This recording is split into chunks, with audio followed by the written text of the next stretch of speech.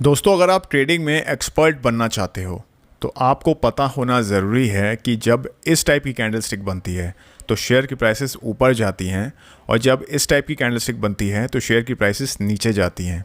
तो सोचिए, इस एक नॉलेज से आप शेयर मार्केट में कितना सारा पैसा कमा सकते हैं। इसलिए इस वीडियो में मैं आपको 6 कैंडलस्टिक पैटर्न्स के बारे में बताने जा रहा हूं, जिनका यूज़ करके आप बहुत इजीली ये पता लगा सकते हैं कि शेयर की प्राइसेस ऊपर जाएंगी या फिर नीचे जाएंगी। तो मैं आपको इस वीडियो में कुल 6 कैंडलस्टिक पैटर्न्स के बारे में बताने जा रहा हूं और ये सारे ही पैटर्न्स आपको आपकी स्क्रीन्स पर इस वक्त दिखाई दे रहे होंगे। सबसे पहले जिस पैटर्न के बारे में हम बात करने जा रहे हैं उसका नाम है दी हैमर पैटर्न। तो इस कैंडलस्टिक में हमें सबसे पहले एक स्मॉल बॉडी देखने को मिलती है और इस बॉडी के नीचे हमें एक थिन लाइन देखने को मिलती है जिसे हम लोग विक या फिर शैडो बुलाते हैं। विक का काम होता है आपको किसी कैंडल की फॉर्मेशन के दौरान जो भी उस सेशन की हाईएस्ट और लोएस्ट प्राइसेस थी उसके बारे में बताना, और बॉडी का काम होता है आपको उस कैंडलस्टिक की ओपनिंग और क्लोजिंग प्राइसेस के बारे में बताना। एक यहाँ पर जो बहुत इंपॉर्टेंट कॉन्सेप्ट है वो ये है कि मान लीजिए अगर कोई कैंडलस्टिक एक रेड सेलिंग कैंडलस्टिक है तो उसमें प्राइसेस बॉडी के टॉप से ओपन होकर बॉडी के बॉटम पर क्लोज हो जाती हैं, और वहीं अगर मान लीजिए कोई कैंडलस्टिक एक ग्रीन बाइंग कैंडलस्टिक है तो उसमें प्राइसेस बॉडी के बॉटम से ओपन होकर बॉडी के टॉप पर क्लोज हो जाती हैं। एक हैमर कैंडल को यूज़ करने से पहले आपको इन 5 बातों का ध्यान रखना है। तो जो पहली कंडीशन है वो ये है कि एक हैमर कैंडलस्टिक सिर्फ तभी वैलिड होगी जब इसमें नीचे का विक काफ़ी लंबा होगा, जिससे हमें रिजेक्शन ऑफ लोअर प्राइसेस के बारे में पता चल सके। क्योंकि हैमर कैंडलस्टिक एक बुलिश कैंडलस्टिक है, मतलब एक बाइंग कैंडलस्टिक होती है, इसीलिए हम लोग यहाँ पर रिजेक्शन ऑफ लोअर प्राइसेस देखेंगे। दूसरी कंडीशन ये है कि एक हैमर कैंडलस्टिक बनने के लिए शेयर प्राइसेस का डाउन ट्रेंड में होना बहुत ज़रूरी है। मतलब एक हैमर कैंडल बनने से पहले शेयर प्राइसेस में गिरावट देखने को मिल रही होनी चाहिए। तीसरी कंडीशन ये है कि एक हैमर कैंडल की बॉडी का कलर यहाँ पर मैटर नहीं करता है, लेकिन अगर एक ग्रीन बॉडी वाली हैमर कैंडलस्टिक होगी तो प्राइसेस में रिवर्सल आने की जो संभावना है वो काफ़ी अधिक होगी। हमारी जो फोर्थ कंडीशन है वो ये है कि हैमर कैंडल के बनने के बाद अगली कैंडलस्टिक जो बनती है एक ग्रीन बॉडी बुलिश कैंडलस्टिक होनी चाहिए, जो कि हैमर कैंडल के ऊपर हमें एक सक्सेसफुल क्लोजिंग दे दे। और हमारी फिफ्थ और लास्ट कंडीशन ये है कि एक हैमर कैंडलस्टिक में हमें ऊपर की तरफ या तो बिल्कुल भी विक ना देखने को मिले, या फिर अगर वहाँ पर विक है भी तो वो काफ़ी छोटा होना चाहिए। तो दोस्तों, अगर ये 5 कंडीशंस मीट होती हैं तो हमारा हैमर कैंडलस्टिक पैटर्न बन चुका होता है। मतलब अभी तक तो शेयर की प्राइसेस नीचे जा रही थी, लेकिन हैमर पैटर्न बनने के बाद अब प्राइसेस ऊपर की ओर जा सकती हैं। तो एक हैमर कैंडलस्टिक को हम लोग बुलिश रिवर्सल पैटर्न मानते हैं। तो जब ये पैटर्न चार्ट्स पर आपको देखने को मिलता है तो हम लोग यहाँ पर बाइंग करके चल सकते हैं। तो अगर आपको मान लीजिए यहाँ पर ट्रेड करना हो तो आप लोग एंट्री हैमर कैंडल के बाद जो अगली बुलिश कन्फर्मेशन कैंडलस्टिक बनती है उसकी क्लोजिंग प्राइस पर आप लोग अपने ट्रेड में एंटर करेंगे, और अपने स्टॉप लॉसेस को आप लोग या तो एंट्री कैंडल के लो के नीचे या फिर हैमर कैंडल के लो के नीचे प्लेस कर देंगे। अब हम जिस पैटर्न के बारे में बात करने जा रहे हैं उसका नाम है दी हैंगिंग मैन पैटर्न।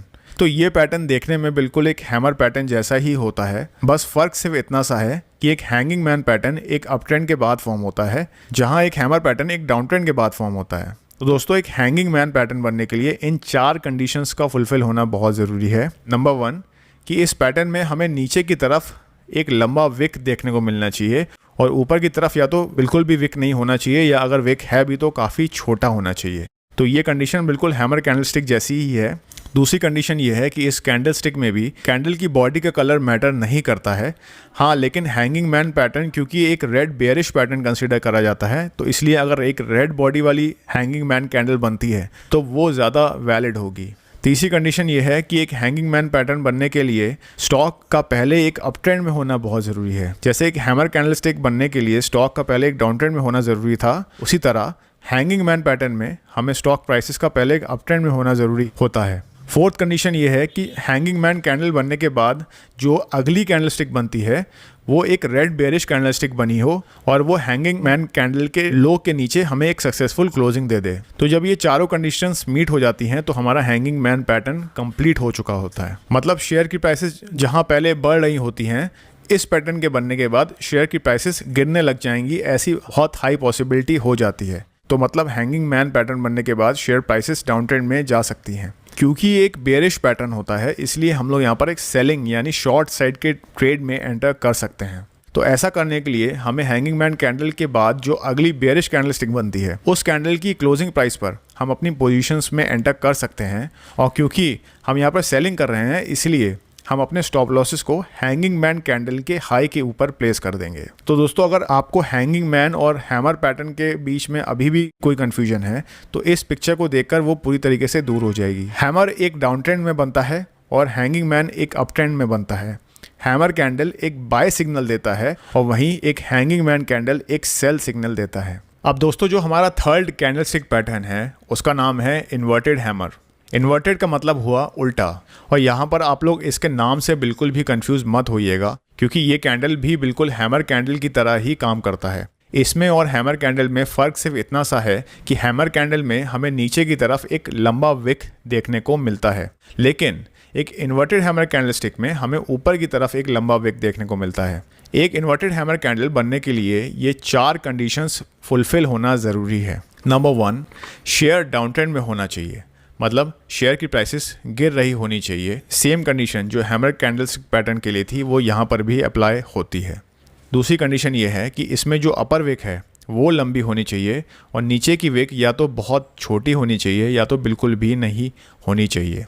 दोस्तों ये जो सेकंड कंडीशन है ये एकमात्र डिफरेंस है हैमर और इन्वर्टेड हैमर कैंडलस्टिक के बीच में। दोस्तों यहाँ पर जो थर्ड कंडीशन है वो हैमर पैटर्न की तरह ही है, मतलब यहाँ भी कैंडल की बॉडी का कलर मैटर नहीं करता है। बस क्योंकि एक इन्वर्टेड हैमर कैंडलस्टिक एक बुलिश कैंडलस्टिक होती है इसलिए एक ग्रीन कलर की बॉडी वाली इन्वर्टेड हैमर कैंडल ज़्यादा प्रभावशाली होगी, ऐसा हम लोग मानकर चल सकते हैं। हमारी फोर्थ और लास्ट कंडीशन ये है कि इन्वर्टेड हैमर कैंडल के बाद जो कंफर्मेशन कैंडलस्टिक बनती है वो एक बुलिश कैंडलस्टिक होगी जो कि इन्वर्टेड हैमर कैंडल के हाई को ब्रेक करके उसके ऊपर एक क्लोजिंग दे देगी। तो दोस्तों ये 4 कंडीशंस फुलफिल होने पर हमारा इन्वर्टेड हैमर कैंडलस्टिक पैटर्न बन चुका होता है और इसमें ट्रेड लेने के लिए हमें कंफर्मेशन कैंडल की क्लोजिंग प्राइस पर हम लॉन्ग साइड के ट्रेड में एंटर कर सकते हैं और अपने स्टॉप लॉसेस को हम इन्वर्टेड हैमर कैंडल के लो के नीचे प्लेस कर देंगे। जो हमारा फोर्थ कैंडलस्टिक पैटर्न है उसका नाम है शूटिंग स्टार पैटर्न। दोस्तों ये पैटर्न भी देखने में बिल्कुल एक इन्वर्टेड हैमर कैंडलस्टिक पैटर्न की तरह ही होता है,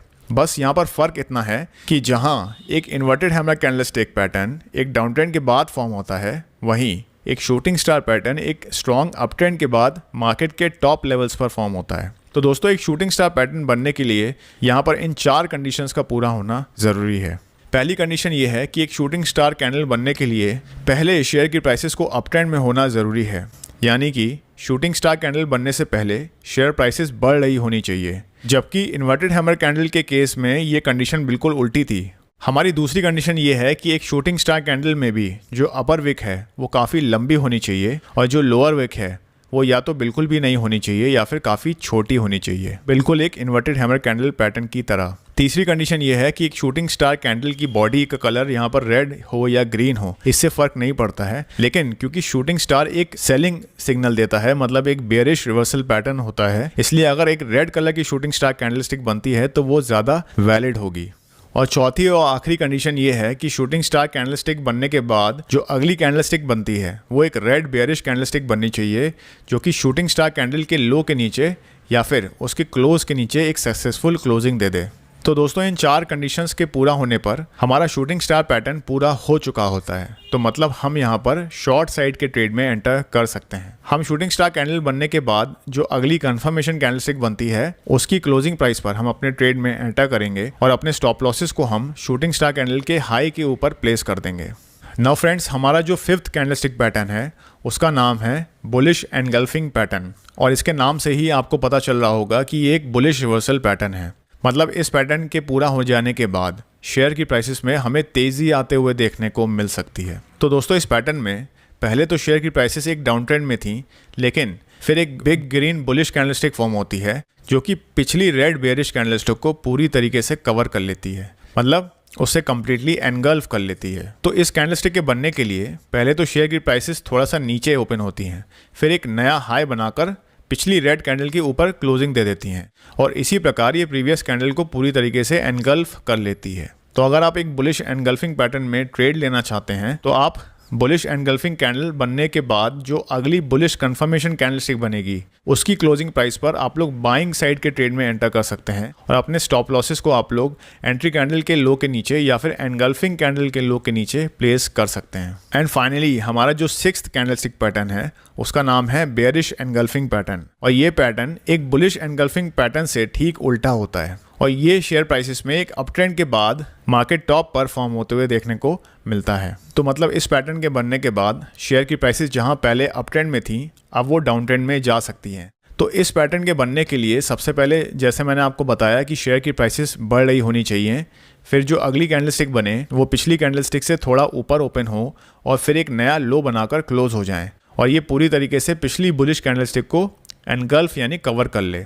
तो अगर आपको इस पैटर्न में ट्रेड करना हो तो बेयरिश एनगल्फिंग कैंडलस्टिक बनने के बाद जो अगली कंफर्मेशन कैंडलस्टिक बनती है उसकी क्लोजिंग प्राइस पर आप लोग शॉर्ट साइड के ट्रेड में एंटर करेंगे और अपने स्टॉप लॉसेस को आप लोग एनगल्फिंग कैंडल के हाई के ऊपर प्लेस कर देंगे। तो दोस्तों ये तो थे वो 6 कैंडलस्टिक पैटर्न्स जिसकी मदद से आप ये पता लगा सकते हैं कि कब शेयर की प्राइसेस ऊपर जाएंगी या फिर नीचे। इसके अलावा और भी काफ़ी सारे इंपॉर्टेंट कैंडलस्टिक पैटर्न्स होते हैं जैसे कि piercing line pattern, dark cloud cover, bullish harami, bearish harami, morning star, evening star, bullish kicker, bearish kicker, gravestone doji, dragonfly doji, long legged doji, doji star.